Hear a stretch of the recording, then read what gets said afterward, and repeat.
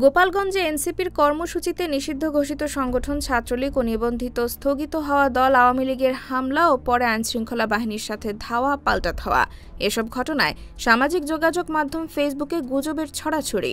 পুরনো ছবি শেয়ার করেও দাবি করা হচ্ছে বুধবারের গোপালগঞ্জের ঘটনা। এমন চিত্রই উঠে আসে রিউমার স্ক্যানারের প্রতিবেদনে। বুধবার রাতে রিউমার স্ক্যানারের ফেসবুক পোস্টে বলা হয়, গোপালগঞ্জে নিষিদ্ধ ঘোষিত ছাত্রলীগ ও আওয়ামী লীগের নেতাকর্মীদের লক্ষ্য করে ডিবি পুলিশের এক সদস্য গুলি চালাচ্ছেন। তবে সত্যতা যাচাই করে দেখা যায়, এই ছবিটি গোপালগঞ্জের না, 2022 সালের 8 সেপ্টেম্বরের ছবি গোপালগঞ্জের বলে চালানো হচ্ছে।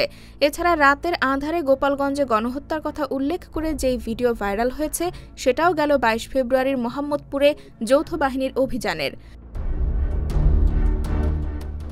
এদিকে গোপালগঞ্জের সংঘর্ষকে কেন্দ্র করে আওয়ামী লীগের একটি সংঘবদ্ধ চক্র সামাজিক যোগাযোগ মাধ্যমে ভুয়া তথ্য ছড়াচ্ছে বলে এক বিবৃতিতে জানিয়েছে প্রধান উপদেষ্টার প্রেস উইং। তার তথ্য অনুযায়ী সংঘর্ষের প্রকৃত প্রেক্ষাপট আড়াল করে জনমনে ভিন্ন বার্তা ছড়িয়ে দিতে ফেসবুক, টুইটার সহ বিভিন্ন প্ল্যাটফর্মে পরিকল্পিতভাবে পোস্ট করা হয়েছে পুরনো ও সম্পর্কহীন ছবি। অবাক করা বিষয়, এসব ছবির একটিও গোপালগঞ্জের ঘটনার সঙ্গে সম্পর্কিত নয়। কোনোটি 2022 সালের নারায়ণগঞ্জ, কোনোটি 2023 সালের গাজীপুর, আবার কোনোটি পুরনো রাজনৈতিক সহিংসতার অন্য প্রেক্ষাপটের।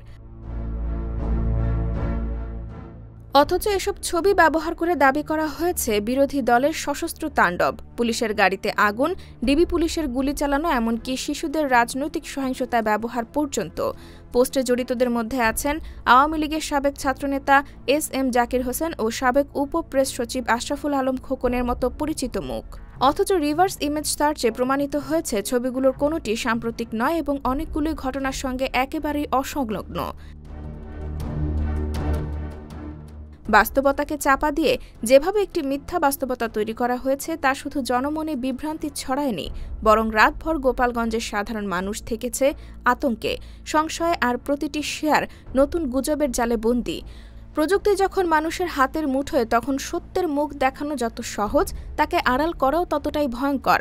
আর সেই ভয়ঙ্কর দিকটাই চোখে আঙুল দিয়ে দেখিয়ে দিয়েছে গোপালগঞ্জের এই রাত। IBTV USA, new York.